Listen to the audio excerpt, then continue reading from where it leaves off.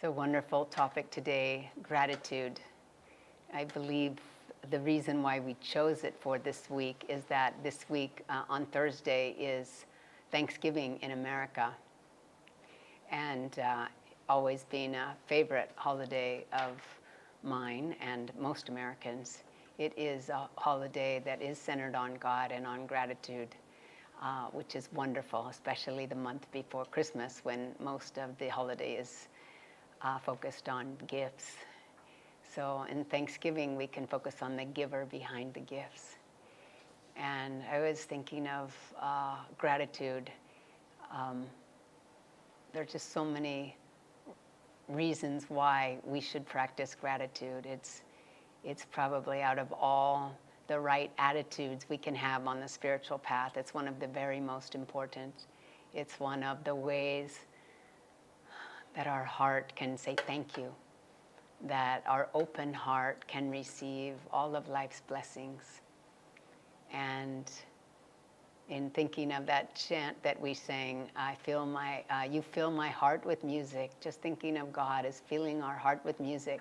Swami wrote that chant in Assisi with the vibrations of Saint Francis, who used to thank God for all aspects of nature, all aspects of his life, but he would thank brother sun and sister moon and see God in everything.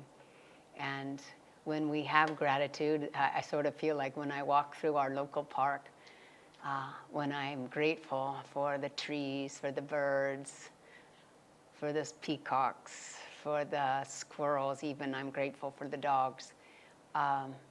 My heart is so full, and I'm just so grateful that Divine Mother gave us this beautiful park so close to the ashram. And when we show gratitude, when we feel gratitude, it's sort of like the whole world becomes alive and responds to us. There was a scientist in the South, in the United States, named George Washington Carver. And he said these words: if you love anything enough, it will speak to you. And he was thinking of nature, and in particular, he was talking about the peanut, because the American South during that time was going through a Great Depression after the Civil War, and slavery was abolished, and the cotton crop was no longer lucrative, and the South really needed ways to become economically stable again. And he loved the peanut, and he said that the peanut revealed its secrets to him, and he invented 300 different ways to use the peanut, or the peanut revealed these 300 different ways to him. And many of them just helped revive the economic situation in the American South during that time, which is the early 1900s.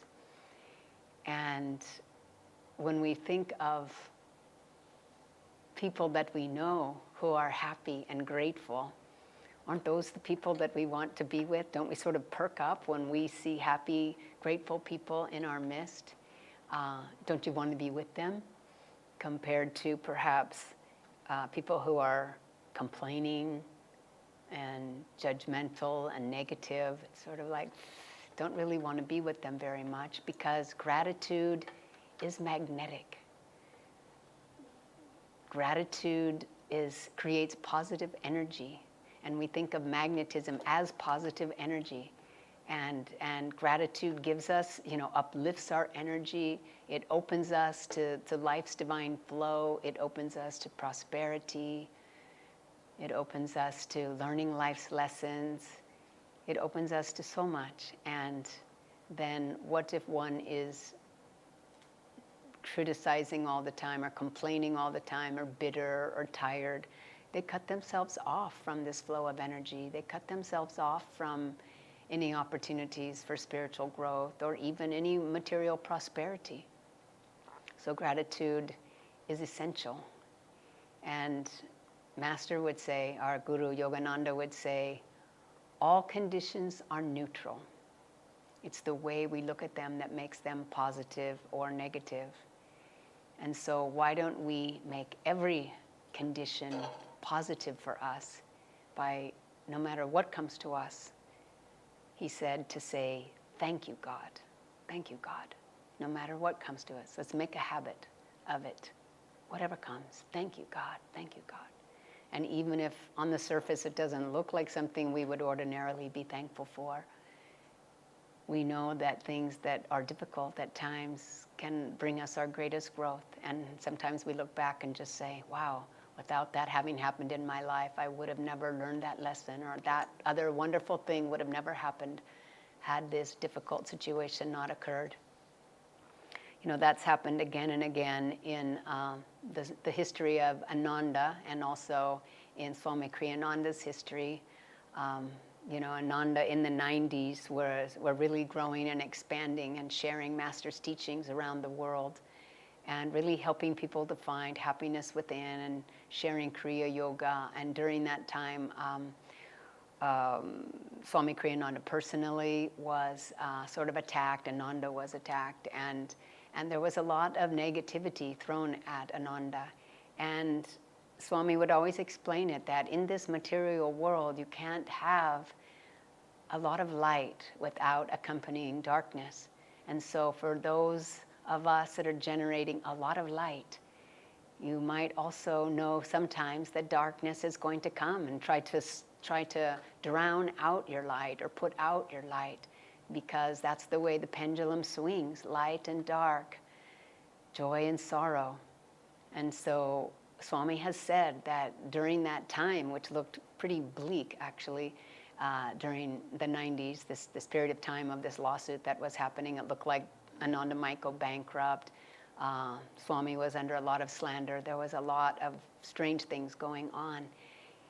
He said that if that negativity and that darkness had not swung the pendulum in that direction, he would not have had the incentive, or he would not have been compelled to hold on that much tighter to his guru's robes, or hold on tighter to the light. And he said that the work that he did during that time, that the books that he wrote during that time, came from a superconscious level, because he was clinging so much to Master, clinging so much to the light. And as he was clinging, that superconscious flow came to him. And also during that time, Ananda was expanding exponentially. And also the devotees during that time, even though facing some hardships, also felt that impulse to go inside and find inner strength and inner power to allow them to have more growth, see the light shining through the darkness, and also learn how to serve even more dynamically during that time. So when things look dark, it could be a sign that great light is coming. That's what happens in this world. And so when you think of the gifts that God is giving us, don't just take them on surface. Oh, this looks like a good gift. I think I really want to hold on to this. Master said that anything besides Divine Mother's love, everything besides that is a lesser gift. And so we don't want to chase after the lesser gifts. So many people, when they first get on the spiritual path, life becomes suddenly so much easier. And I'm sure you've heard people saying, wow, there was no parking anywhere, and suddenly this car left and I got the parking spot. Look how God is giving me these gifts. Or, you know, wow, we would have never found this flat if it hadn't been suddenly for God's grace. And all of that is true. God is giving us these wonderful things, or that car, or my son's exam scores, or you know, that job promotion. These are all incredible gifts that God gives us. But we don't want to have our spiritual path be just a succession of wonderful worldly things that God gives us. We need to be like Master and just really say, Divine Mother, you can give us all these gifts if you like, but I will not settle for those. I will not settle unless I receive your love within my heart. And remember the story of Master in New York. it's told in many different places in his writings, but he said that he paid admission and went into Radio City Music Hall. It's a beautiful building in New York. And he said once he paid his admission, he said, I walked in like I owned the place. He said, I had paid, so I walked around and I enjoyed everything in that building, all the sights, all the activities to do in that building. But then when I left that building, I gave it back to the management with gratitude. And he said that gratitude was for all the things that he was able to enjoy, but then let go of. But also that gratitude that knows there was no reason why he would want something like that more than Divine Mother's love. And so when we think of things that sometimes we want to hold on to, we can think of maybe a beautiful sunset. You know, once we see just God's light exhibited in the form of the most beautiful sunset, you wish it would last, but it doesn't. And do we feel like we need to cling to it? No, we let it go. And so when we see things, perhaps we're outside, perhaps we're in a mall, perhaps we're looking at the neighbor's driveway, and we see things that we would like. Or we say, wow, he's got this beautiful car. I would like that beautiful car. He has this beautiful house. I would also like to have that beautiful house. You know, we talk about this in our classes, the yamas, asteya. You know, we do not want to envy other people's gifts. God will give us what we deserve. We don't need to personally own any of it. We can enjoy God in everything that we experience and then let go of what is not ours to keep. What's ours will come to us, and we'll be very grateful that it does come to us. And so let's enjoy everything with the joy of God. And during this conversation about gratitude, I just wanted to share, you know, all of us as devotees of this incredible line of gurus, I'm sure feels deep, deep gratitude that these avatars have come to be born on earth, to guide us on the spiritual path, to teach us Kriya Yoga, to fill us with their grace. And so always, every day, we can just express our gratitude for their presence in our lives. And also this year being the 100th year from the time that Master started his world mission, from the time he landed in America in 1920. You know, we can be so grateful that Master took this gigantic step of leaving this incredible spiritual country of India and going to what he knew was a much more materialistic country, America, and that he just put out vast amounts of energy to share God's light, the teachings of Kriya Yoga, of meditation in the world. He crisscrossed the country several times, lecture tours, almost all of his life. And therefore, Swami Kriyananda found him. And of course, Master wrote Autobiography of a Yogi, and Swami Kriyananda found him. And Swami Kriyananda also, you know, after he met Master, spent 65 years of his life. So grateful for Master going to America. I'm so grateful for Swami Kriyananda becoming a disciple of Master. And also 65 years crossing the country, giving countless lectures and classes on Master's teachings. And then creating Ananda that gives us the opportunity to serve, gives us the opportunity to dive deep into Master's teachings. And I'm just so grateful that Ananda gives each of us, not only those of us living in the ashram, but each of us, as disciples of Master, a way to serve. And so I'm so grateful for those living here, also serving with Keshava and I, but for each of you for helping to support Master's work in India, and for those of you also teaching online or here, or sharing Master's peace, his Kriya Yoga. We start a basic course meditation today, and all the great souls helping to teach those classes. You know, I'm just so grateful, because once we feel God's presence in our heart, once we feel Divine Mother's love, once we feel that inner joy, our heart opens And our response to that presence of God within is naturally gratitude. And that gratitude flows back to Divine Mother, to God, to the Guru, and they feel it. So practice gratitude. It's one of the highest things that we can do. Joy to you. You may know the poet Khalil Gibran, who wrote the words, "Wake at dawn with a winged heart and give thanks for another day of loving." Another day of loving. The law of karma is such that people who develop this simple attitude of gratitude flourish. And without gratitude, without giving back, as Swamiji said earlier, they materially and spiritually are blocked. In the Gayatri mantra, the last word is prachodayat, to propel forward, with the mantra, to manifest action, to bring the mantra into being. And gratitude has a similar function.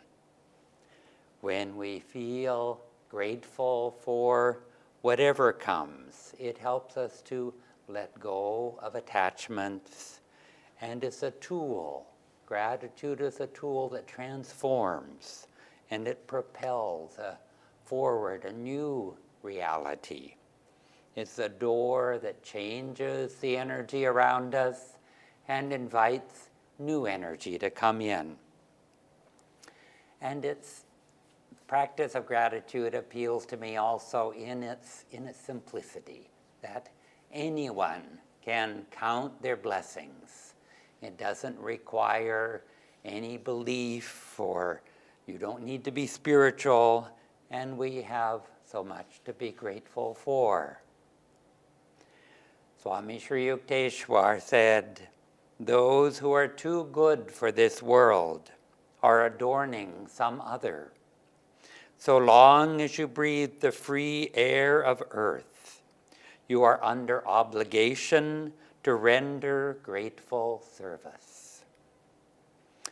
And Swami Kriyananda said, "Work should always be done as well as possible in gratitude for the free gift of life, of sunshine, of water, of air, and in gratitude simply for our God-given power to be useful to our fellow man." Swamiji told me the story of once when he did not feel grateful in his work. He had at that time, a punishing schedule of teaching classes, and one day he was completely exhausted, and he had just half an hour before the next class that he could lie down and rest. But he couldn't rest because he recalled in his mind all of the things which made him busy, that made him exhausted.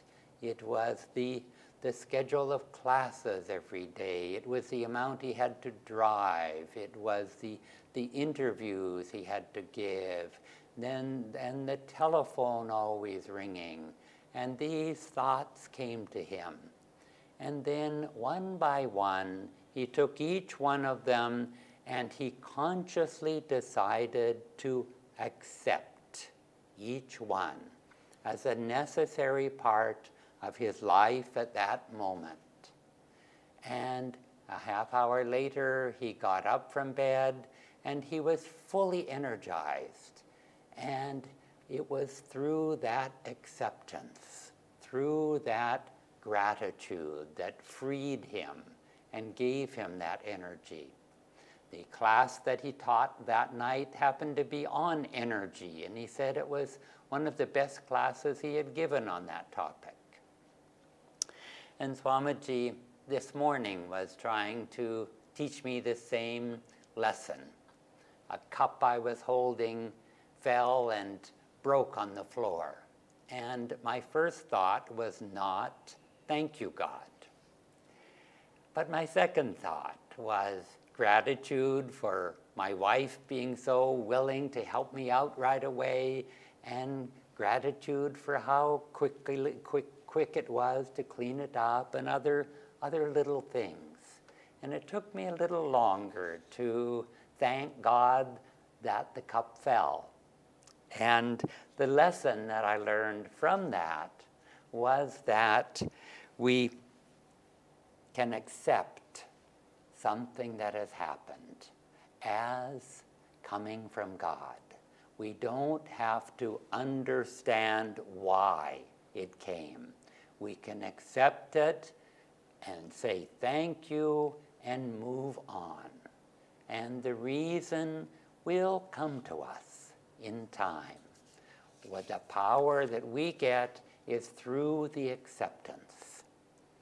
A disciple of Yoganandaji once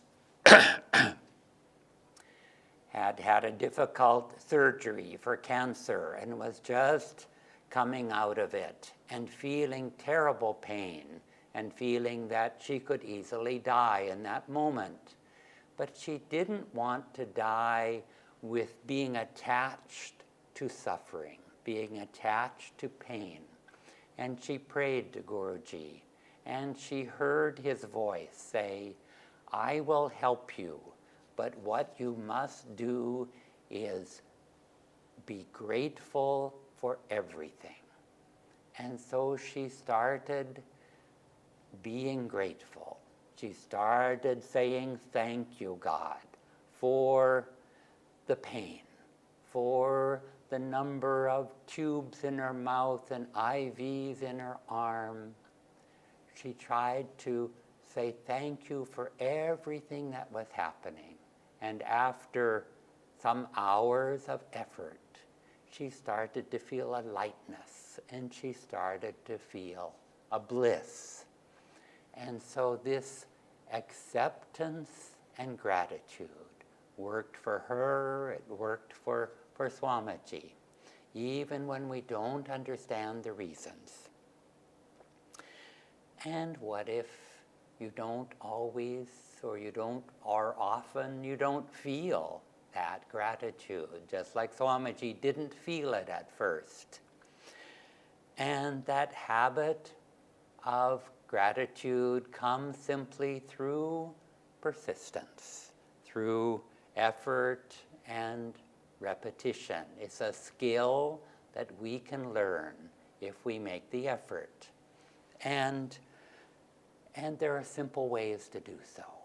We could pick one day a week, maybe Sunday morning, and write down what are 3 or 4 new things that happened this week that I can be grateful for.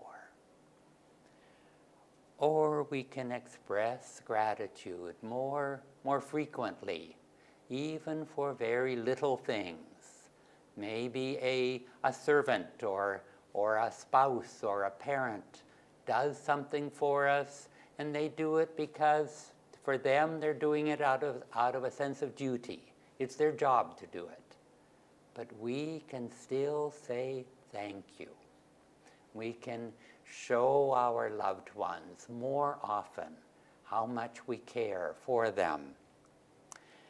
And if there's an occasion like a birthday, you can go around the circle and each person says something that they really appreciate about the celebrant. All these little ways. An affirmation of gratitude, just like we did today. You can post it on your bathroom mirror to remind you. And what about in the moment, when you're in need, when you're in a bad mood? In that moment, establish the habit of writing down 3 things in life that you're happy about, that you're grateful for. Write down 3 friends that you have, and think of one quality of each one that you're grateful for. Yogananda Ji said, we should be grateful to God for blessings, but we should be equally grateful to Him when He removes those blessings. For it is not material things that should command our gratitude. We are the immortal offspring of infinite bliss. In bliss lies our true reason for eternal gratitude. God is the giver behind all gifts.